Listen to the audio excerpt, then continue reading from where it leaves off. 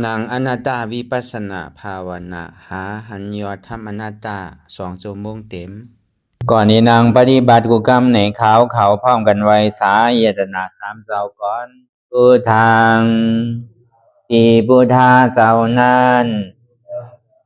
ผู้เจมีเฮาคาไว้คาออกสาธุธรรมังที่ธรรมานาตาเจ้านั้น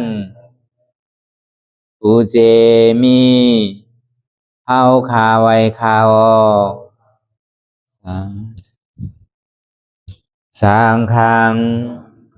ยาริยาแปดเจ้านั้นผู้เจมีเฮาคาไว้คาออกต่อสืบกาเฮาติเลยดูคันธาเปิงดีพระตราสังขากรอิมาหังอัตตาภาวังพุทธัสสะปาริจาสามิกาติอันธาพาเปิงพี่แยมในดูตันพุทธาสาวเฮาออกอิมาหังอัตตาภาวังธรรมัสสะปาริจาสามิกาติอันธาพาเปิงพี่แยมในดูตันธรรมะสาวเฮาออกอิมาหังอัตตาภาวังสังคัสสะปาริจาสามิกาติอันธาพาเปิงพี่แยมในดูตันอาริยสังขาสาวเฮาออกต่อสิกว่าเฮาก็อ่อนกันเนาะผู้หลวงที่ปุญญาก็ปันโตอริยเจ้ากุเจ้าก่อนอริยเจ้ากุเจ้าค่ะในยามเมื่อไหร่ก็ดีอันข้าวอ่ำหูเสเลตั้งกามลงสามเปิงไหลวนพิษ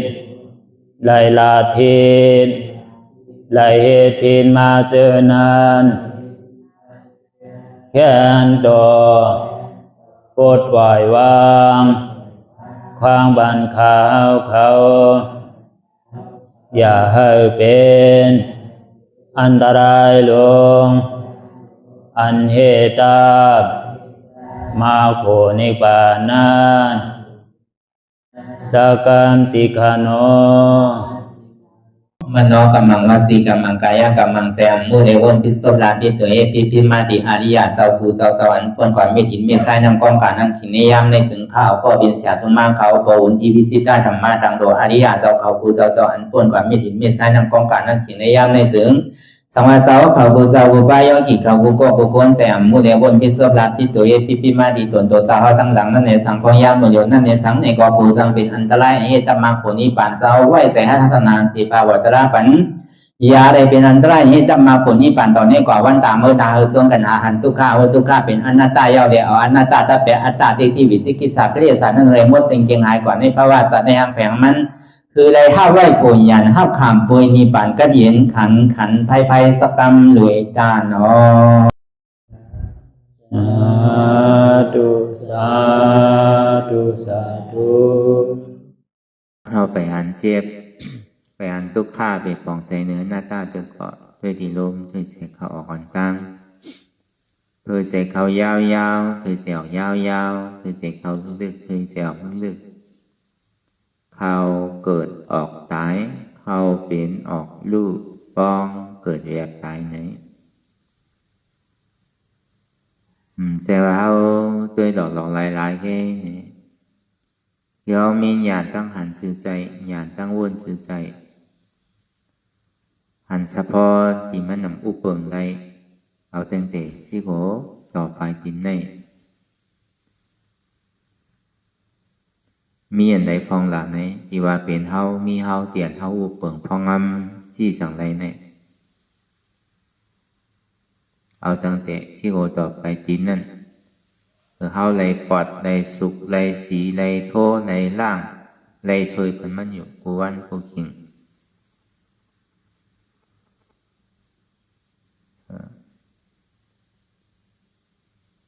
เฮาแต่ก็หักมันอยู่เวลามันทำหักเฮาทำไรรุมลามันอยู่กูวันป้อมปัดโปมรุมลามันเนี่ยตื่นเจ้ามาเนี่ยอย่าไปสุกนาด้วยวัน2 วันขี่เต็มตาอย่าไปสีเขียวด้วยวัน2 วันเพราะว่าเอาตั้งแต่จี้โหต่อไปกินเนี่ยมันเป็นของเอเซต2 วันในสลิของโกนเอาเนี่ยในอาจารย์ของโกนเอาเนี่ยเพราะว่าล้อผ้าสลิต่อซาสลิมอห้าสลิหมาหน้าสลิหลาฆ่าสลิเนี่ยพอมีล้อผ้าสลินั่นเนี่ยเฮาใครของเปิ้นก็กับเฮาสำใครปันเปิ้นในเป็นล้อผ้าสลิสำใดๆเฮ็ดหือเนี่ยที่ได้หมอพึกยืนปันเปิ้นว่ามันจะดีเกดีลองล้อผ้าสลิเข้าไรต่อซาสลิเนี่ยขี่ใจลำนะวะก็รัดกำ2 ข้อ 3 ข้อก็เป็นใจต่อซาขี่ใจลำใจกำในห้องเป็นต่อซาสลิพอต่อซาสลิเนี่ยที่ได้เฮ็ดชื่อได้เกละเอาลองตั้งเมตตาพอเป็นต่อซาสลิหลวงพ่อทรงเมตตาตัวมีเมตตากรุณามุทิตาอุเบกขาเนื้อเปิ้นเปิงรู้ว่าในหลวงมีเมตตาเฮ็ดอันใดก็เฮ็ดกุศลอันใดเนี่ยก็อันเฮามันเจอกันน่ะอันเฮามันเมียนนั่นน่ะพอเราส่งอันนั้นอันตั้งบ่พอเป็นต่อซาสลิงนั่นมอห้าสลิงเนี่ยเป็นคนขี้หลงขี้ลืมน่ะถอนหน้าเอาลืมหลังป้อใครเข้าใจเพราะว่าเป็นหมอห้าสลิกอันนั้นในติในหมอถอมือเข้าใจดีอันเอาเต็มเดี๋ยวเอาน้ำเอาอีดก็เลยเพราะว่าเป็นหมอห้าสลิกนั่นมันขี้หลงขี้ลืมมันป้อเอาใส่ใจก็ได้เป็นหมาหน้าสลิกนะครับอันมันรัดเนี่ยใครเป็นถอมใครก็คือเป็นเอามันรัดมันว่าเวลามันซ้ำใครถอมเปิ้นอันมันว่าในใจหมดอันเป็นว่าในใจ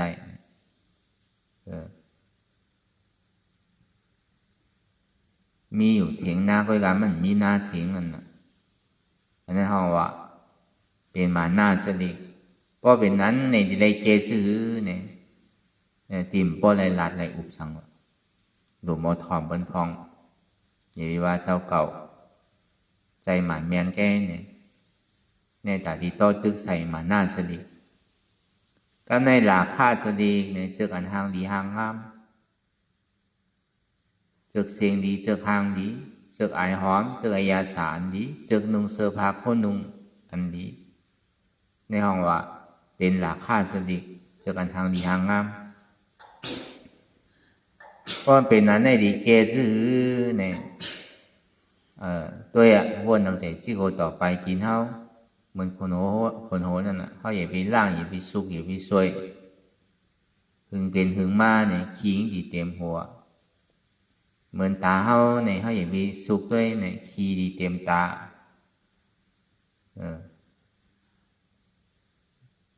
ปากเฮาอย่าไปวนอย่าไปสีด้วยเนี่ยก็ขี้เต็มซบเขาอย่าไปอาบน้ำด้วยขี้เต็มตัว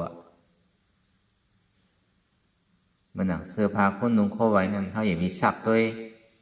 เอาตั้งแต่ซี่โกต่อไปทีนี้มันเป็นขี้มดป้อมสุกปอดโทกล่างซวยเหมือนมันเนี่ยมันติ่มดีดูดีตัวดีไรมันเป็นกองถูกกองเน่ากองเอเซตก องพังดีหางงาม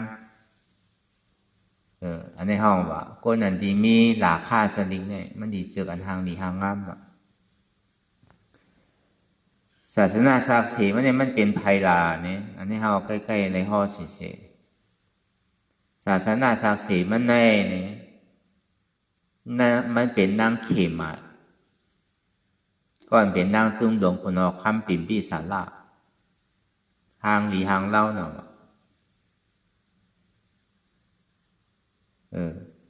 หางหลีหางเล่าก็คือเนี่ยที่หมายว่าขี้แมงมนเป็นพาเป็นหลังนี่มีวะเพราะตันนังเงาคำเหือว่าตาหางดีเนี่ยอยู่ได้เลยอันกึ่งเทิกตาดีเป็นเลยเสียเจ้าขุนในแค่ว่าอันที่กึ่งเทิกเป็นเจ้าเป็นของวันใดนั่นก็ในพวกคุณออกคำปิ่มปี้สาราหู้ลองตั้งเย่าในจึงที่เอากลับมากล่าวมาเนี่ยมาเฮ็ดนางจุ่มหลงไว้เป็นนางมเหสีก็หนึ่งก็อย่างนั้นคุณออกคำปิ่มปี้สาราเนี่ยเพราะอะไรถอนตราพระเป็นเจ้าเฮาก็เบอร์มีกระดิ่งเสียจานหนึ่งกันก่อใจเป็นอ้อยก่อกันก่อใจ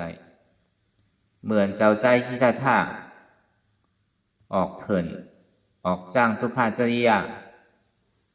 ซ้ำภายมาดังเมืองอย่าเสโจในหลักจักกะหาหลักจักกะเฮเนี่ยอย่าเสโจนั่นเพราะภายมาในคุณออกคำปิ่มปี้สาราในหู้ข่าวง่าว่าเมื่อเดียวเจ้าใจชิตาท่าเนี่ยออกเถินวะเนี่ยมันก็เลยยินเสียงเจ้าใจชิตาท่าว่าอันเป็นทางหอหางสังนางจุ่มหลงแย่สดทระย่านางจุ่มอ่อนเนี่ยมีอยู่5 ปักพอข้าวยำมีหอ3 หอพอข้าวกัดมากก็อยู่หอหนึ่งข้าวผลมากก็อยู่หอหนึ่งข้าวไหมมากซ้ำก็อยู่หอหนึ่งพอข้าวกัดก็อยู่กัดวะพอข้าวไหมก็อยู่ห้ามไหมวะเพราะว่าข้าวผลก็อยู่ในก็ผลโพวะมีไว้อยู่3 หอวะอันปอคุณออกคำสีสุโธธนาอันทางเฮ็ดไว้นั่นมันก็ตีทางว่าเมื่อเหลียวในเปิ่นปันอยู่วันอยู่เมืองโยเนี่ยว่าก็ดีกว่าหามันเกินมันจะดีกว่าจะมาหันเฮ็ดยาเซ่ดูจะเฮาให้อย่างละเปิ่นปันอยู่วันอยู่เมืองใต้เกาะเพราะเป็นนั้นก็มาอยู่เมืองเฮาแลเนี่ยก็ดีปันครึ่งนึงเนี่ยดีแหว่งปันครึ่งนึงว่าเมืองยาสะโจนั่นมั่นใจที่นั้นตะกาขุนเฮาใครเป็นผู้ท่า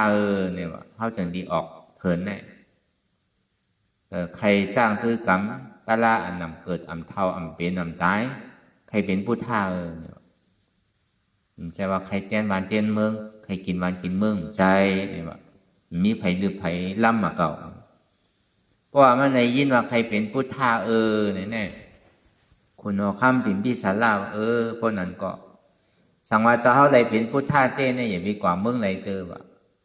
คาผิดป้างไว้หรือมาหาคาเป้อันไหนมีก็ดีเสียจานกันไว้เลยไรตะกาคุ้นเนี่ยป้อมันไรเฮาเป็นมากก่อนเฮาไปมากอันไหนไรผิดป้างไว้ตั้งแต่เมื่อพระเป็นเจ้าไปเป็นพุทธาเตอันนี้เฮาว่ากับกาเลยลองคุณออกคำปิ่มปี้สาระเย่าว่ามันกับกาเลยลองนั่งเขมาเทลีใบมานั่งเขมาเทลีพระเป็นเจ้ายกยองเป็นปีกกว่าพระเป็นเจ้าอันเป็นภิกขุณี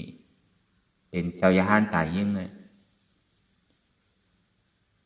ก็ในวายเสียพระเป็นเจ้าเฮาในสัมพุทธาเนี่ยก็มันเจ้าก็มาเตะด้วยกรรมครึ่งข้างขวันเขาเมิกเตะก็เบิ่งเมื่อข้าวยำนั่นอันมีชื่อเสียหรือหลังเนี่ยมีสิเด่นกัสปะ3 ปีน้องก็ปีมีอยู่แต่เป้5 ปักก็ทน2นั่นมีอยู่3 ปักก็ทน3นั่นมีแต่เป้อยู่2 ปักนั่นก็เขาเมื่อก่อนได้เขาเป็นสิดิน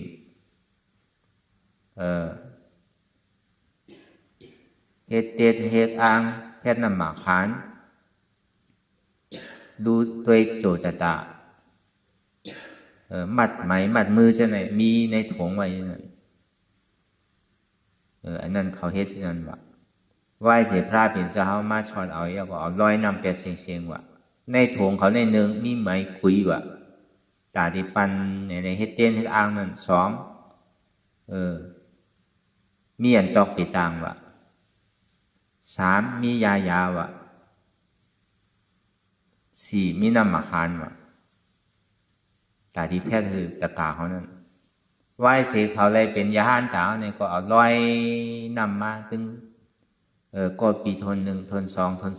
3ก็ในส่วนนี้มีผู้กล้านุ่งโคขาวเนี่ยมาเก็บเอามาเฮ็ดเป็นโคของเขาไหว้เสียศาสนาพุทธคัมภราเป็นเจ้าเฮาในเมืองอินเดียเนี่ยมันเฮืองเปิ้งใส่เอากับเขายุ่มแล้วนะวันกันเข้ามาในเมืองสะทงมันดีมีในปืนของอาเจกศาสนาที่ในเมืองมานเป็นแกมไว้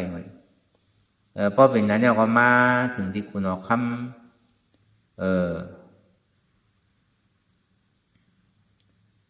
อ่างว่าคุณออกคำสะทงเขาคุณออกคำมันหน่อยถาเขาซะหน่อยพอมาเอาเนี่ยก็เบอร์เขาหมอเปต่าง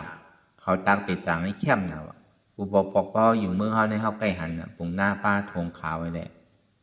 มาหาตอกเปต่างด้วยลายติ่นลายมือเช่นนั้นอันนั้นเขาเก็บเอาของสิริน3ก็พี่น้องมาเปิ้นแปลได้ว่าของเก็บมาเพราะว่าเก็บมาเอาเนี่ยมาถึงที่เมืองคุณออกคำก็ซ้ำยุ่มยำนั่นก็เมื่อข้าวยำนั้นในเมืองสุวรรณภูมิในเมืองสะทงในเมืองปากการนั่นไปมีพุทธศาสนาเขามาเตือนเขาก็ยุ่มลองไปต่างกาละต่อถึงเมื่อเลี้ยวก็วันยังยุ่มหมดคนห้องก็ยามเฮ็ดมาหนังเก่าเป็นเช่นนั้นต่อถึงเมื่อเลี้ยวมันก็ยังยุ่มมันยังเฮ็ดกันอยู่เต้ก็เพราะเป็นพุทธศาสนาเต้เนี่ยมันแปลแล้วมันเป็นเกิงมีศาสตร์ที่มันใจเป็นเกิงตาที่อ่อนเฮาป่นลองตั้งทุกข้าอะไรเต้เพราะเป็นนั้นเนี่ยก็ได้ถึงคนเอาข้ามาสก้าธรรมะราชามันเจ้าตึกซึกอ่องเต้ซึกเยาก็ก้นในทางเป็นเชียนวังกันกว่าวังกันมาเนี่ยมันก็พอถึงพอมันตายกว่าเย้าอันโฮมปอมโฮมเมกันเนี่ยมันเอากระตายมุ่งแบบคุณเอาคำมาสก้าเนี่ยหนังที่ได้เป็นขุนนั่นวายสีนั่นมากก็ตึกต่อเปิ้นในก้นในว่าตายเป็นแสนแบบเกิดสังเวกาตะลาวาโลมีอาโชพรดีสังรุ่นไหนตอนไรโอจ่าได้อำนาจมากก็ตอนในกว่าในเกาดีเฮ็ดขุนอยู่ในถ้ำอยู่ในตะลายเอาจังดีกว่าขึ้นเอากำสั่งสอนของพระเป็นเจ้าเฮาถ้าต่อพระเป็นเจ้าเฮามีดีไรก็เอามาจู้กันเสียงเลยแจกเพล84,000เฮงว่ะเย้าก็เอาสังขายหานเขาเป็นธรรมทูตเนี่ยกว่ากัววานคูเมืองกว่าตั้งออกก็มีส่งกว่าตั้งโต๊ะก็มีส่งตั้งห้องตั้งจานก็มีเมื่อข้าวย่ำนั่นเปิ้นตึกไรองค์ชบธรรมะปิฎกาศนั่นไปได้ว่ามีดิกมีลายกหาจามีดิกมีลายเหมือนคนออกข้ามาสองการนั่นที่คือกำนำในเป็นไรองค์ชบมันไปมีดิกมีลายหลายเจอหลายเผ่าหลายอันเตอร์ตึกเป็นเมืองดิก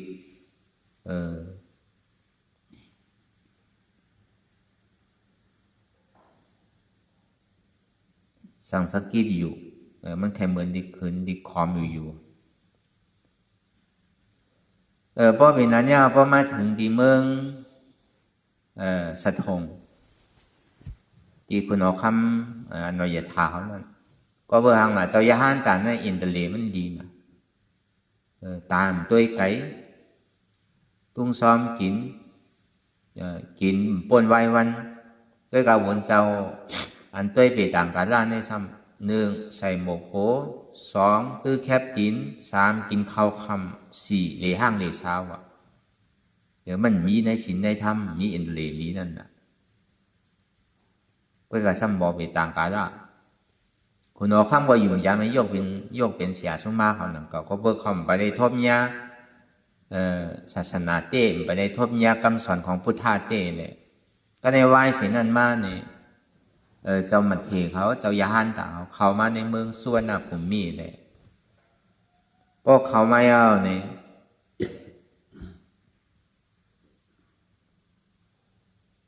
คุณเอาข้ามหานั่นน่ะอาโลเปรีไว้เปรีสไปเนี่ยเขาก็ยุ่งยามก็ได้ก้นใหม่ใครมาเป้ก้นเก่าก็ได้เขาเลยยินกันนะก้นเก่าซ้ำน้ำนู้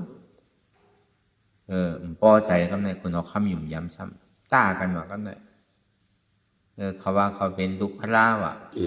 เขามาจ้ามกันด้วยแล้วไผกัดแขนหรือไผเนี่ยว่ะพอเป็นนั้นเราก็คุณเอาคำถึงดี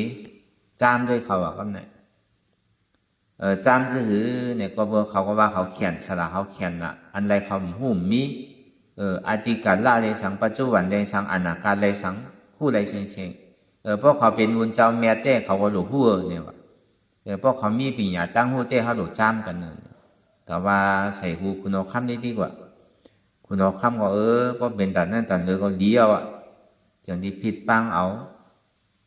เจ้าอันอยู่อ่อนตั้งเลยเจ้าอันตึกมาใหม่นั่นนะครับว่าก็ในคนเอาคำเนี่ยเอาเติกมาหนึ่งเอาก็เอาแมวใส่เข้ากันในตึกเอาใส่เข้าไว้ก็ในจุดนี้คืออันสลามหมอเปตังวนเจ้าหมอเปตังนั่นมาตากด้วยเนี่ยตากก่อตากมาในตึกในมีสังเนี่ยเพราะมันตากเอาอ่ะมีสี่ดินว่ะตัวลายหนามนว่ะเป็นแมวนั่นน่ะคุณเอาคำมาหมานเต๋รู้ไหนเนี่ยมันก็วนในใจกันมันไปลาดไผมันก็บอกไว้ว่ามันเอาแมวใส่ก็ในเจ้ายาฮันตาในนังเตะเย็นเอาก็สำคัญถามเจ้ายาฮันตาเจ้ามีสังในมันเนี่ยว่ะอันนี้ก็ตัวลายหนามนว่ะนี่ก็มีสองตีนยังก็มีปีกว่ะก็ในคนเอาคำเนี่ยก็เบอร์อยู่ยามเจ้ายาฮันตาเนี่ยเจ้าตัวทางดีแรงเนี่ยใจเตี้ยว่าเจ้าตักตัวพ้นตัวดีแรงเนี่ยก็เบอร์มันอยู่ยามเจ้ามาเทก็เบอร์หมอสั่งหมอสอนกัมพูท่านเปิดเราตะกาคุ้นเนี่ยว่ะก็ในเพราะว่าเปิดเราเป็นนกเก้าวินกว่านั่นอันเท่ายามอยู่เมืองมานมาอันมาเป็นโก้ไก่นกเก้านั่นมันลูกดินนั้นมาเป็นที่ศาสนาพุทธคัมภราเป็นเจ้าเขามาในเมืองส่วนน่ะผมมีเลยเอาในเป็นอาจองมันตอนนี้เป็นนกเก้าเลยวินกว่านั่นน่ะพอเป็นนั้นมาก็อันจ้ามันเจ้าหมอเบตังเนี่ยมันจังอยู่อ่ะพ่อมันจังอยู่ก็ไปเขามาในเมืองเก่งตุง12 ปันนาขึ้นมาเก่งไฮเก่งใหม่ในภาคเหนือในเต็มปีกว่าเสียงต่อถึงเมื่อเดียวก็มีเขาก็ยังตึกรอเลวเนี่ยยังตึกรอเลวยังหยับ2 เกิงมันรอเลสุนชันก็ยังมีอยู่ต่อถึงเมื่อเดียวนั่นอันนั้นเมืองบานเต้ก็เปิ้นมีเพราะเห็นถูกมันลือว่าเมืองบานก็มันไรเพราะเห็นจอมในคำสอนของพุทธายเนี่ยมันไรโดยเสตีตั้งปอดอกพงเฮาตั้งเมือง12 ปันนาลงมาเมืองเกียงตุงตะเคียนเล็กปอดอกพงเฮาใช่ไหมพอถึงเมืองโยนบุญอันนี้เนี่ยตึกมีตึกเฮ็ดกันอยู่ตึกยับกรรมกันอยู่กับการเลยลองเปต่างคละลองไตเต้นแต่อ้างแพทย์นำมาขานหมัดมือจะไหนมันเป็นเกิงผงหน้ามนน่ะมันเป็นใจเป็นเกิงพุทธศาสนาอันนี้เขาว่าลองตั้งมันก็ห้อมกับเส้นนี้ไปอย่างเก่าก็กล่าวว่ามันมีปืนไว้อธิการละศาสนาในเมืองมารนี่มันจะมีเปิดเตรียมไว้ในปับหนึ่งมารอันนี้เขาหูปืนนี้หนึ่งก็เบอร์ว่ามันไก่ซ้ำกันเลยก็การเลยอีกคำกับเขาซ้ำได้มันเป็นลองตั้งปะหุสุตะลองตั้งปียาเขาอันหนึ่งเนี่ยมันกลับมันไก่กลับกันในก็การเลยลาดกว่ากันว่าเลยลองอันพระเป็นเจ้าเขาติมาชอดเอาคุณเอาคำปิ่นปีศาจล่าเนี่ยกึ่งกลางเขากว่าเตอมาชอดเอาสิดิน3 ก้อพี่น้องก่อนก็เบอร์หมาหน้าเขาใหญ่นะแต่พระเป็นเจ้าเขาเนี่ยมาตึกตอเขาเนี่ยตึกตอหมาหน้าเขาเนี่ยอ่านหัว5-6 เดือนว่ะจึงที่เป้ว่ะเฮ็ดจือก็ว่างไปเป็นยาห้านตาเตอว่ะพระเป็นเจ้าเปียพุ่มตะโคนี่เขาเนี่ยต่อถึง ตีสองไพ่มีนากาเพราะว่าถึงกลางคำมันลูกมันขึ้นมาที่แหละเขาซ้ำเอาพระเป็นเจ้าก็อยู่ที่นั่นพระเป็นเจ้าเขาพระสมมาบาเจ้าก็ถึงนากานั่นเขาเตโจกระแซงยาวก็นากาเนี่ยมันจังผูกปิดใส่ก็ไม่ได้เนี่ยก็การเลยยอมพระเป็นเจ้าเลยถึงกลางในเจ้ามาเนี่ยก็อยู่ในสปิดพระเป็นเจ้าเขาถึงเขามาด้วยอารุเจ้ายาฮันเนี่ยกัดแขนเตะเวกาย่ำไปเป็นยาฮันตาเธอเนี่ยก็ในถึงดีฝนตกวันหนึ่งมาผีเขาช้างเขาโล่งมาไว้พระเป็นเจ้าก็เตรียมกว่าหมดเขาก็หันอยู่อารุเจ้ายาฮันเนี่ยแม่เตะก็กำไปเป็นยาฮันตาเธอในเหตุที่ไหนที่ก็ต่อถึงนำอันเท่าในหันในยินในถ่อมนั้นตอนนั้นสุดมาเนี่ยมันมีอย่างนั้นนะกัสปะอันวิยาหันตานี่เป็นเหืออันเมื่อเป็นเมื่อไรเมื่อสมาเมื่อเป็นเมื่อไรเนี่ย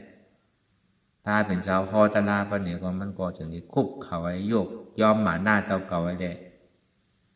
พอพระเป็นเจ้าคอตลาอริยเสจาสีลองอาจองอาโจพอเฮ็ดอาจองเช่นนั้นที่ไหนจัวอาโจที่ไหนข้อกับการเลยลองอาจองทุกขะอาโจทุกขะข้อกับการเลยลองอาจองสุขะเลยอาโจสุขะเลยเอาเขา5 ปากในเป็นยาหันตากว่าเพราะเป็นยาหันตาจะนี่ลอยถงอันเคืองใจถ้าวามาเหมือนเจ้านั้นลอยไหลนำกว่าก็ในก็ทั้ง2 หันเนี่ยมันดีเป็นสังในเขาก็เนียนมาตัวเพราะมาหันเย้าเนี่ยเขาก็มาถอนตะไลก็ซ้ำเป็นยาหันตากว่าตั้ง3 ปากก็ซ้ำลอยถงเขากว่าทั้งก็ในก้อนอยู่สุดท้ายก็น้องลาเขานั่นหันที่นั่นหลังเตาเขาคนเนียนมาหาบีไอเขาเลยพอเลยมาถ่อมยาตราพาเป็นเจ้าก็เป็นยาหันตากว่าม้วนยากกว่าลอยถุงลอยสังเขาเป็นม้วนตอนนี้มียาหันตาเฮงหนึ่งพระเป็นเจ้าเขาเป็นเงาก็ในพอพระเป็นเจ้าเขามาที่เมืองอย่าสัจโจเย้าเนี่ยก็ในก้นหวานก้นเมืองเนี่ยจึงนี้ทางพิษว่าเพราะว่าพระเป็นเจ้าก็ต้องมากัดแขนเนี่ยมันติ่มมาหาเจ้าศิลิน3 ก็พี่น้องเนี่ยชื่อก็เจ้าศิลิน3 ก็พี่น้องในกัดแขนเนื้อพระเขาว่าในใจที่ไหนวะพวกพระเป็นเจ้าตัวเจ้ากัสปะเจ้าศิลิน3 ก็พี่น้องเขาในก็หู้กันเดียวย่าเขาวินขึ้นกว่าตั้งเหนืออากาศกลางหาวโจ10 ตนตัน8 ตนตัน9 ตนตัน7 ตนตันพอลงไม่ออกมาไวตีนพระเป็นเจ้าว่าเขาเนี่ยเป็นลูกน้องตาเป้เจ้าก็ตมาเฮ็ดที่แนว3 ปอกว่ะเปิ้นถึงที่หัวเจ้าก็ตมาเนี่ยเป็นเชียเขาเพราะเป็นนั้นก็คุณเอาคำปิ่นปี้สาราหู้ข่าวว่าเจ้า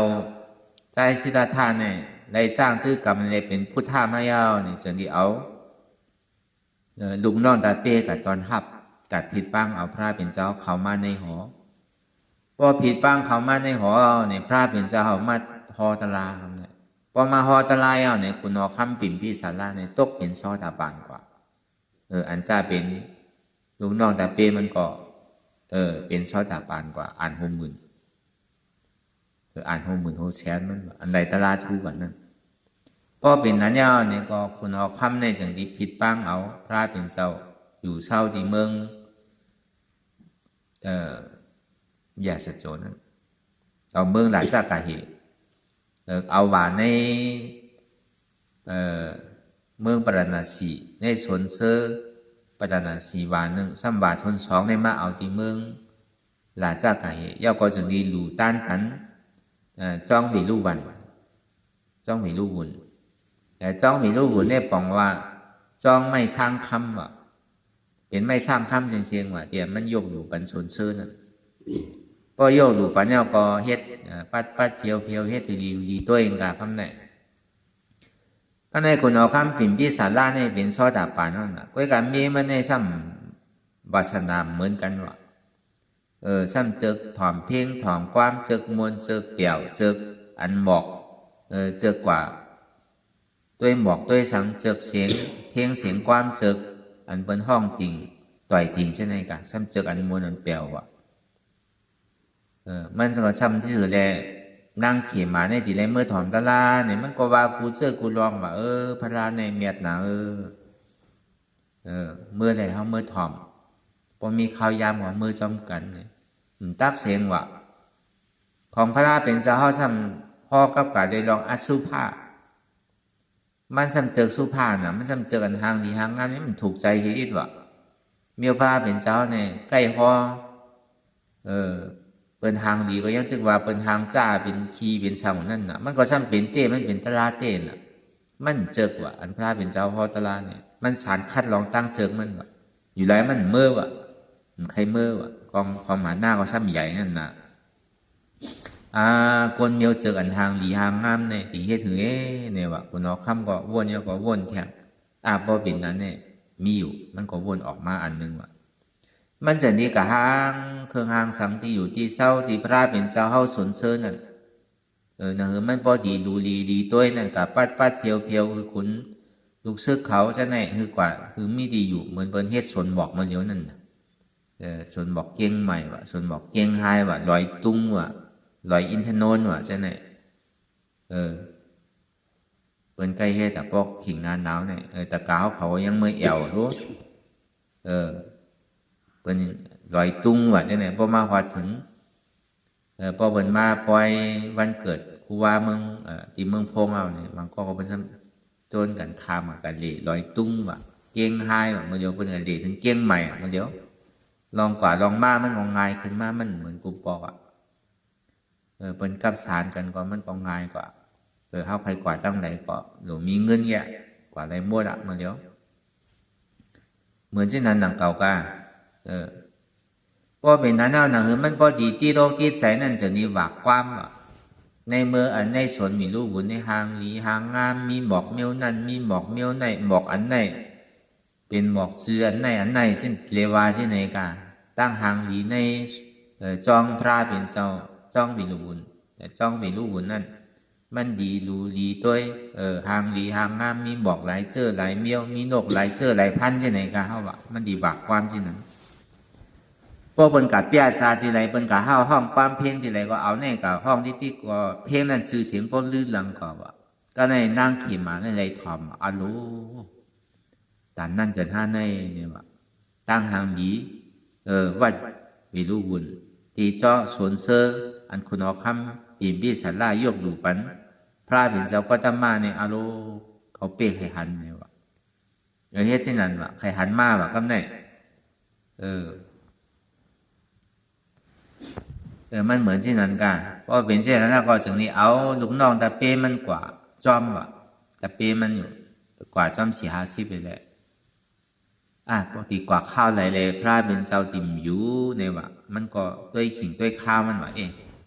พอกลางในเจ้ามาได้พระเป็นเจ้ากับตุ้งซ้อมรู้ในติดลักกว่าว่ะกว่าลีลักกว่าก็ในถึงตื่นเจ้ามาในพระเป็นเจ้าเขาเอาหยาดสู้ด้วยในวันเมื่อในดีชอดไผ่เนี่ยซ้ำนางเขมาในซ้ำพูดออกมาว่ากำไหนวันนั้นก็พระเป็นเจ้าเขาเนี่ยกว่าตุ้งซ้อมว่ะตามปกติในพระเป็นเจ้าในตีมือกูวันขาดวันนั้นซ้ำมือว่ะก็เบอร์ใครชอดเอานางเขมานั่นเพราะเป็นนั้นก็นั่งเขมาทางว่าพระเป็นเจ้าอยู่นั่นน่ะจนเอาลูกน้องตาเป้มันก็เข้ามาในสวนเสื้อเข้ามาในวัดมีลูกบุญนั้นไปเข้ามาที่แกกำในคนอยู่ไว้น้ำเอาน่ะจะเป็น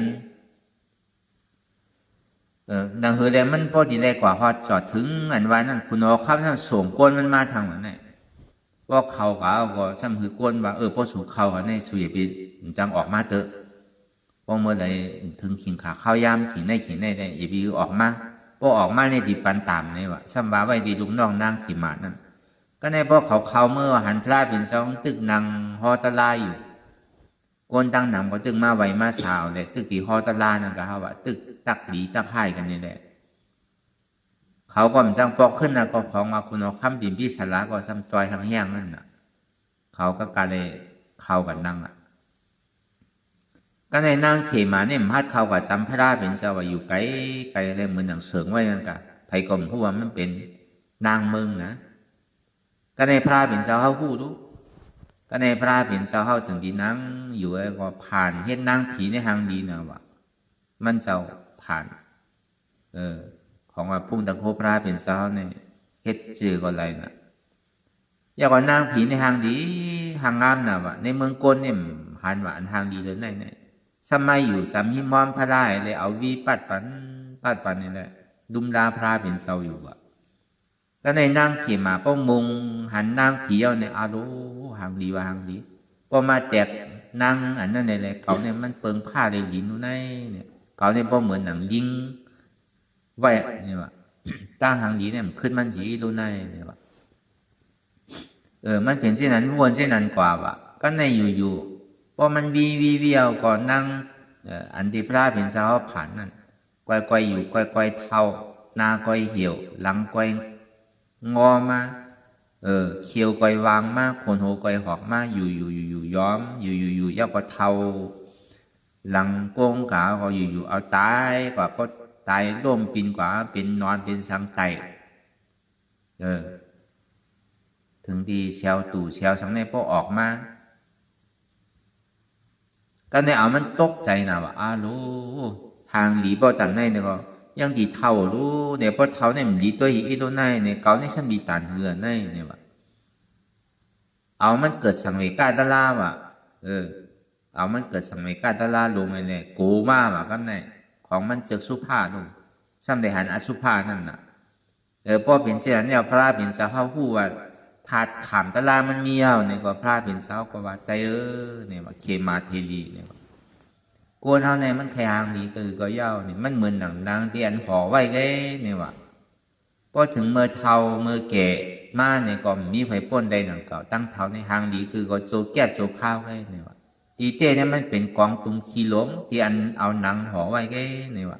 เพราะว่าหนังหลอกออกไปเย้าก็มันไม่ดีอยู่ดีตัวทีไรถึงดีเท่าเลยแก่มาเนี่ยก็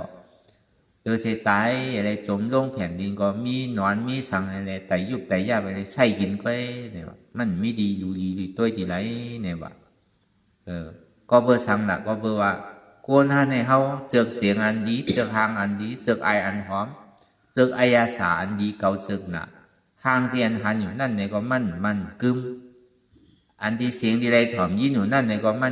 นกึมเนี่ยพระเป็นชาววัดกับการโดยตรงความอยากใครเป็นมันเป็นหน้าตาเฉพาะนั่นแหละก็เป็นนั้นนั่งเขมาเนี่ยตกเป็นซอดาบานกากำเดียวอ่ะก็เลยหันอสุภานั่นเนี่ยก็ของมันเป็นสุภาลูกมันเจออันทางดีนะสมัยยาอันทางดีหันอันตัวเนาก็เอามันตกใจนะคำนั้นโลเขาก็จะเลยเป็นที่ไหนอยู่รู้ในเขาย่ำทางดีขึ้นมันก็ดีแตกแน่โกนในลิงเนี่ยเขาเหมือนลิงอ่ะวะแตกอะไรวะตั้งหางดีอันพระเป็นเจ้าผ่านเห็นนั้นมีไผหันหนังเก่าเลยเสนั่งเขียมาเนี่ยพระเป็นเจ้าก็อันนั้นก็เป็นนั้นว่าเป็นซอดาป่านั่นเนี่ยมันเยื่นแล้วนู้อันยุ่มย้ำพระราตราสังขารเนี่ยมันเมี่ยวนะก็กลายเลยเขามาอยู่จำพระเป็นเจ้าก็ไหนมาอยู่จำพระเป็นเจ้าพอมาอยู่จำพระเป็นเจ้าเนี่ยก็พระเป็นเจ้าก็พอตลาบันมันทำแบบอันในยังสูนางเขมาเทรีก็เลยว่าพระเป็นเจ้าว่าตะกะเขมาเทรีถอมเอาดีๆเนี่ยว่าก็เบอร์สั่งเป็นอาจ้องนะที่เดี๋ยวเขาปั่นตรงเมาว่าอยู่ในวัฏสังขารอยู่ในการกิเลสการนั้นขยักใครเป็นใครมีเมื่อยาวเมื่อสุดเมื่อเติบ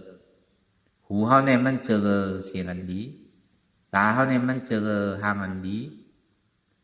หูหลังเขานั่นเนี่ยมันเจอไออันหอมลิ้นเขาเนี่ยมันเจอไอยาสาอันดีเสื้อนุ่งโคบคนนุ่งโคไว้อันเทียนเติบเนี่ยอันหางดีหางงามอันโอนอันอ่อนเนี่ยเจอใจเนี่ยเจอถอมเย้าเจอเย้าหันเย้าเจอเย้าโน้มเย้าเจอเย้ากินเย้าเจอเย้านุ่งเย้าเจอเย้าหมออิ่มหมอเวอปอกหูนั่นซ้ำจังถอมมันพิษตานั่นซ้ำจังตัวอันพิษหูหลังจังหนุ่มอันพิษซบจังกินอันพิษโตจังนุ่งจังที่อันพิษใจนั่นซ้ำจังเจออันพิษก็เพื่อนนั่นเป็นเหตุทางเอาจอง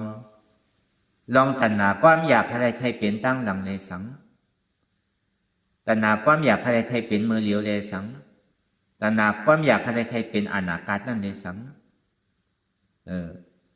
อดีตกาลพ้นมาก็ดีวะปัจจุบันเมื่อเดียวในก็ดีวะอนาคตตั้งนานนั่นก็ดีวะนั่นก็อดีตกาลพ้นมาปัจจุบันอนาคตตั้งนานถึง3 เปิง 3 มันเนี่ยมันมีร้อนมีแกนสังเนี่ยว่ามันเป็นอนัตตาเฉพาะนั่นแหละตัณหาตั้งหลังก็มีความอยากใครเป็นเมื่อตั้งนาป้อมันตัดแล้วในซึ้งมันติ่มมีว่าตัณหาความอยากใครเป็นตั้งนานนั่นเนี่ยก็ป้อตัดแปดยาวเนี่ยก็มันติ่มมีทางเอาพองยามเมื่อเหลียวในนี่ก็ป้อมันหมอถอดถอนออกแปดเนี่ยก็มันก็ติ่มมีทางยาวอัมบาลองอติกาลาป้นมาเนี่ยสังลองตั้งนาเนี่ยสังลองพองยามเมื่อเหลียวนั่นเนี่ยสังว่าว่างอะไรมึงบ่จะตุกขาดว่าเนี่ยมันถึงที่สุดเลยจังว่าเอาอนัตตาสื่ออะไรแทบตัดลองอติกาลาพ้นมาก็อย่าไปทางเอามาวนทัดสางอนาคตตั้งนานนั่นนี่ก็อย่าไปทางใหญ่ทั้งปัจจุบันพองยามเมื่อเหลียวในเนี่ยก็มันมีสังเนี่ยจังว่าคนเฮาเนี่ยมันใกล้เป็นว่าก็เปิดอาจังวันหลังเนี่ยก็เลยเฮ็ดมาเลยอยู่หลายเลยก็หังดีเลยเปิ้นมีไผแตกก็เลยใครว่าที่ไหนตั้งนานเนี่ยก็เก่าซ้ำที่ห้างดีเลยเปิ้นหมดในโลกาเนี่ยอันเก่าอันเก่าใครเนี่ยอันไรเนี่ยมันมีพองยามปัจจุบันเมื่อเหลียวในไผก็แตกเนื่องก็ไรก็เบอร์ว่านั่งเขมาเทลีเนี่ยหมาหน้ามันใหญ่นะซ้ำเจออันห้างดีนะเลยพระเป็นเจ้าก็ฮอกับกะเลยลองตันหนาตั้งหลังเลยสังตันหนาตั้งนาเลยสังตันหนาปัจจุบันพองยามเหลียวเลยสังนั้นก็ลองตั้งหลังก็หลีลองมือเหลียวก็หลีลองอาติกาละปนมาอนาคตตั้งนาปัจจุบันตึง3 เปิงเนี่ยมันเป็นความอยากใครเป็นปล่อยพาว่างอันขยักใครเป็นว่างแต่แหละตัณหาความอยากใครเป็นนั่นเมื่อไหร่ว่างไหลเย้าเนี่ยก็ทุกขั้นเนี่ยมันสุดที่สุดเลยเพราะว่าที่ไหนข้อที่ไหนก็เย้าเนี่ยนั่งขี่มาทีนี้เนี่ยขึ้นเป็นยาหันตาอันเดียวก็เพื่อพ่อเป็นซ้อตาปานไม่เย้าน่ะขึ้นเป็นสกิตากามีมรรคสตกามีโภอานากามีมรรคอนาคามีโภอราธามรรคอราธาโภเป็นยาหันตาก่อนแค่มองก็แม่ว่าเป็นยาหันตาเขาก็พระเป็นเจ้าหัวรู้จังที่กับห้องเอาคุณเอาคำบิ่มพี่สารล่ามาว่ามีดีไรคุณเอาคำห้องมากำนู้นเนี่ยว่าเพราะว่าห้องมา2 นาพระเป็นเจ้าก็ตะกาคุณขอคำบิ่มพี่สารล่าว่าเมื่อเหลียวในนางจุ้มเจ้าเฮาในตีคือมันอยู่กว่าหึงห้านั่นก็ตีคือมันเอานี่ป่านกำเหลียวห้าเพราะว่ามันเข้าในสังขารเข้าในศาสนาเนี่ยก็มันที่เอานี่ป่านนั่นน่ะมันเป็นยาหันตาลงหนึ่งเลยพอดีได้อยู่ได้ตัวพอดีได้ไวได้สาตีได้เป็นเจอเป็นพันตีได้จอยศาสนาพระเป็นเจ้าในคาเฟ่ได้ใครคืออยู่ต่อถึงอายุโจสุดปานเทาพอเป็นนั้นก็เยี่ยวจึงที่ห้องเอานั่งเขมาเทลีเนี่ยกว่าหานั่งเมน่าก็ตำหนิเมน่าก็ตำหนิต่อถึงพอไรบวชเป็นเจ้าสังขากว่าเย้าก็อยู่กว่าพระไหวเสนันมาเนี่ยพระเป็นเจ้าจึงที่ต่างอิทักตาปันนั่งเขมาเทลีเนี่ยเป็นปีกว่าพระเป็นเจ้าแตกเนื่องเหมือนหนังเจ้าสารีวุตตลาปีกว่าคนอันยาหันตาห้ามเป็นเจ้าสารีวุตตลายาหันตีเนี่ยห้ามเป็นนั่งเขมาเทลีอันนี้เขาว่ากับการเลยลองสู้ผ้าอะไรอันสู้ผ้ากับการเลยลองหลากฆ่าสลิงนั่นอันนี้เขาว่ามันมีศาสนาศักดิ์สิทธิ์มันมีตัวแตกตัวเนื่องนี่แหละมันสำกับการเลยลองตะลาเขาเนี่ยกับการอะไรบอกในปืนอติกศาสนาในเมืองมันเมืองไทยเขาเนี่ยในเมืองปีของสู้เนี่ยก็เขาเลยถ่อมในยินจอมพูดดีกว่าที่มาเย้าก็ลองปืนของนางเขมาเทวีเย้าก็ปืนของอันเปิ้นเฮ็ดโดยไปต่างขาละโดยหมอไตเตียนไตอ้างเพ่นน้ำหมาหานเช่นไรเนี่ยมันก็ออกมามั่วๆอ่ะมันมีปืนมันไว้ต่อถึงมือเร็วก็สมัยเย้าที่อันนางเขมาเทวีที่เป็นราคาสดีอะไรต่อถึงถอมตะล่าเนี่ยเพราะเป็นยาหันตากว่า将来咧พระเป็นเจ้าเนี่ยของว่ามันเจ้าสร้างปรมีมาปุณตาที่ชอดเอาหิเนี่ยสัตวะมีผีสังก็ไหลมีก้นก็ไหลตาที่ขึ้นเม็ดหลอนต้อนเกหรือพระเป็นเจ้าเขาเนี่ยมีอ่ะจังว่าพระเป็นเจ้าเนี่ยกึ่งเธอกึ่งไวกึ่งสากึ่งเป็นเยตนาอันเมียเตะเยตนามังเสื้อมังรองอันอยู่ในเมืองผีเลยสังเมืองกวนเมืองผีเมืองนากาเมืองกะหล่นเลยสังมันมีการมีขันมันจังเฮ็ดให้เฮาสั่นมินไรอยู่ด้วยกายฐานมันดีเมียดเนื้อเสียยตนาแก้วเมียด3เปิงอันว่านั้นมีเอาจังว่ายตนาแก้วเมียด3เปิงอันว่านั้นเป็นอันเมียดหลอนต้อนเกโกเบพระราตราสังขารเนี่ยมันดีอ่อนคือหุยเนี่ยสัตวะเนี่ยป้วนดองตั้งทุกข้าขันใส่ไรเตที่ปันโอใจยตนาลอกุตละตาดีปิกอเปสีภูมิตาดีเปิดพระตูนิปานเมื่อไรได้ตัณหาสุดเสียงเกียงหายกว่าก่อนทุกข้าในสิ่งนี้สุดเลยแล้วก็วันนั้นแหละจองว่ามันเป็นรองอันที่พอดแมนมันเป็นรองที่อันใดเถิกไวเถิกสาเถิกไรอยู่ยำเกิดีในพระราตราสังขารต่อถึงพ้องยามเหมือนเดียวเนี่ยเขาก็ใจเป็นก้นที่อันอยู่ยำเกิดีพระราตราสังขารจองว่าเปิ้นเมื่อวันนี้ย้อนศีลเนี่ยเปิ้นดีเลยหับสนากลุ่มก่อนเนาะยุ่มยำพระราตราสังขารก็หรือเสียต่างเสื้อต่างรองเนี่ยอันที่มีน้ำหนักต่อพระราตราสังขารเนี่ยมีอ่ะผมว่าที่นั่นปล่อยพาไปลองมีฉาติที่มังเผามังปอกมันมีน่ะมีฉาติที่ก้นเอาเนี่ยเอาผีหวยผีร้อยผีน้ำผีตนไม้ตนตอกเอามาโกไก่เอามาไว้มาช้าผีนาคาอย่างเช่นนั้นมันเป็นเครื่องมิจฉาทิฏฐิอันดิแมนเหลือเสียพระราตราเนี่ยมันมีวะจังว่าพอมีดองตั้งหยุ่มยำพระราตราสังขารเนี่ยโลโกช่างวะมันมีอะไรแต่ที่ให้ท่ายมันเท่าไรวะเป็นเท่าว่าเป็นอุปสมอุปสิกาของพระเป็นเจ้าเป็นตะกาพระเป็นเจ้าเป็นคนพุทธศาสนาอันแจ้แล้ววะก็เป็นนั้นแหละอันนี้ก็คือเขาก็ไหลปองเสียงแรงใส่กว่ากับกายได้รองอาจารย์สลิดของเขานั้นมันดีในเกจื้อเนี่ยมันดีมีกันกูก็อยู่เขาก็เกลีกว่าห้ามไผ่ห้ามมันจานมีรอผ่าต่อสามมห้ามันหน้าที่มีแต่หัวมันมีเหมือนกันอยู่ก้อยกาอันใดน้ำอันใดเกะก็นั่นอันใดน้ำก็เกะนั่นคือเขาเกลีกว่าลองตั้งเตี่ยมันเป็นอยู่นั่นเพราะเขาเกลีกว่าเอาในลองตั้งอันตาเขาดีสึกกว่าตั้งนานเนี่ยมันดิ่งง่ายเพราะเขาเกะลองสลีเขาเนี่ยลองจ้างเขาเย้าเนี่ยตาเขาตีกว่าตั้งนานเนี่ยมันก็เป็นอันตื้อจันเขาไว้นำนะแล้วก็เป็นนั้นแหละในก็เขาเอาอย่างเป็นยาววนทัดสางตัวในการวิปัสสนาเตี่ยมันพุทธบอกเกิดขึ้นเป็นมาอันเท่าถูกตีหาหันยากกว่าอันเท่าถูกตีย่อมห้ามในเป็นสังสมาธิที่หันทุกข้า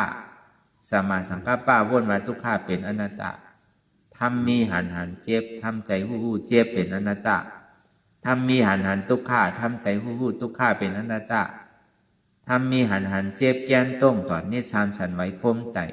ทำใจหู้หันเจ็บแกนต้งตอดเนชานสันไว้คมไตนี่เป็นอนัตตาทำมีหันว่าใจโหเกาใจขาเกาใจมือเกาใจโตเกาใจเกาใจเจ็บเกาทำใจหู้ว่ามันเป็นอนัตตาในก็คือเขาวนยาวข้าวยามหึงอย่าไปว่าไพ่อย่าไปว่าเทิงเตียนเฮาหันเตียนเฮาวนเตียนเฮาวนเฮาหันนั่นหึงเพ่งกันวนต่อถึงเจ็บนั่นพอสุดวนต่อถึงทุกขาพอสุดต่อถึงอัตตาพอโตพุทธขาดกว่าอันใดที่มันพุทธบอกเกิดขึ้นมานั่นคือเขาบอกว่าเป็นอนัตตาไรไหน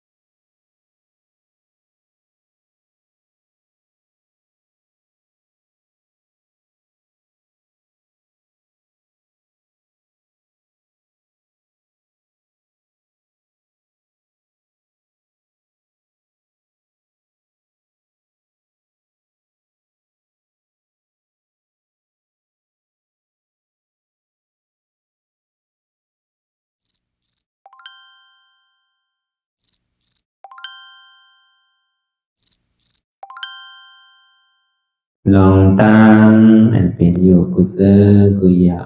ย้ายข้องคำไว้ที่ใส่หูถอดถอนออกที่ใส่หูมันออกเสียงก่อนสภาวะอะไรก็ดีลองตั้งอะไรก็ดีอันเกิดขึ้นมาที่อยู่ตัวที่ใส่ที่เจี๊ยบสนั่นถอดถอนออกที่ใส่หูมันออกเสียงสภาวะยุทธาสีเปิงสนั่นเจ็บเทียนโตต่อเนตสั่นไหวโคมไต่ไม่กัดอ่อนแข็ง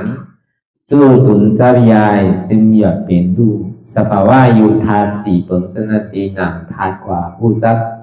ตีอัตตากว่ายึดว่ามีโตมีใสมี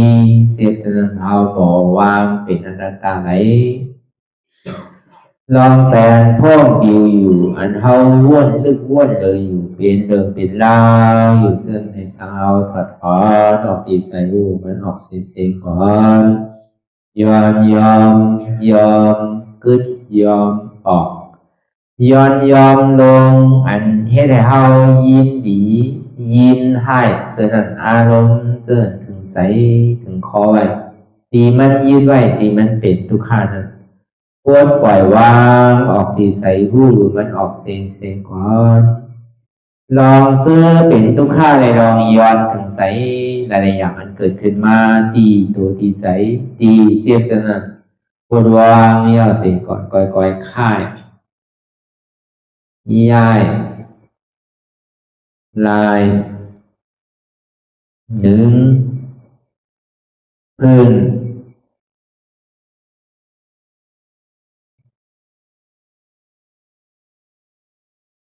พยายามไหนก่อยเปิดตามืนตาลอยได้เป็นการปฏิบัติธรรมโคตรอายธรรมอันเกิดขึ้นที่โตที่ใสที่เจ็บอันนั้นโคนหาเหตุหาเงาพระจองทุกขันนั้นต่อสืบการในเฮาที่ได้ส่งเมตตาถึงวิเนยสัตวะตั้งหมดตั้งสิ่งก่อนอิดาเมปุญญังอาสวะคายังนิบานังวาหอตุมาปุญญากังสเปสตาสัมมาลาพันตุอีตังเมปุญญังอันเฮาคาไลมาตือกรรมปฏิบัติวิปัสสนาภาวนาหาอัญญธรรมอนัตตาในอาสวะคายังเป็นอันถาสัพตัดเปนาสวะสีเปิงเสียวแลนิพพานังตีนิพพานังขอดูให้ถึงเสกัมติคามาปุญญาภากังพรดีอันคามานาวิปัสสนาภาวนาทรงยืนปันสเปสตานังเอวปอเมสลาญาติกาดึงเคเจอเคได้ก็แลจากว่าสัตวาทั้งสิ่งดังดวงนั้นสมาลาพันตุอะไรพรดีนำกันตั้งเฮาคา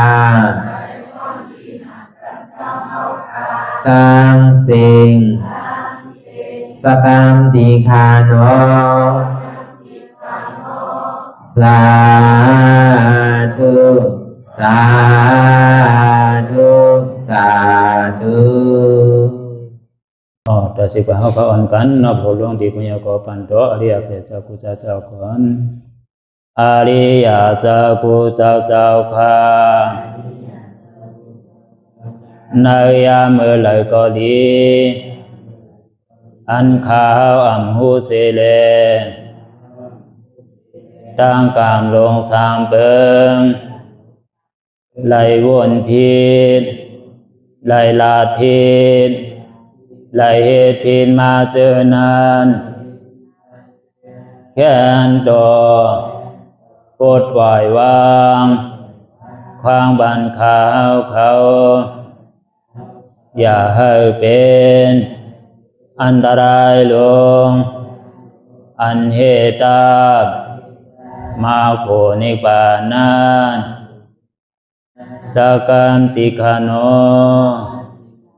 มโนกัมมังวสีกัมมังกายกัมมังแสมมุเรวนพิศลาปิตัวเอพิมาติอาริยะเจ้าภูเจ้าสวรรค์พ้นความเมตินเมสายนำกองการนั่งขินนิยามในจึงข้าวก็บินเสียสมาเขาปวุนทีวิสิตาธรรมะตังโดอาริยะเจ้าเขาภูเจ้าสวรรค์พ้นความเมตินเมสายนำกองการนั่งขินนิยามในจึงสังวาเจ้าเขาภูเจ้าภูปายกิเขาภูก็ภูคนแสมมุเรวนพิศลาปิตัวเอพิมาติตนตัวสาวตั้งหลังนั่นในสังพยามโยนั่นในสังในกอภูสังเป็นอันตรายเหตุมรรคผลนิพพานเจ้าไหวใส่ให้ทัศนานสีภาวตระปันยาได้เป็นอันตรายให้จำมาผลนิพพานตอนนี้กว่าวันตามเมื่อตาเฮอจงกันอาหารทุกข้าทุกข้าเป็นอนัตตาเยาวเดียวอนัตตาตาเปอัตตาติวิจิกิจสักเรียสันนั่นเลยมดสิ่งเก่งหายกว่าในภาวะสัตว์ในอังแผงมันคือเลยห้าไหวผลยันห้าขามปุยนิพพานก็เย็นขันภัยสกรรมรวยตาเนาะสาธุสาธุ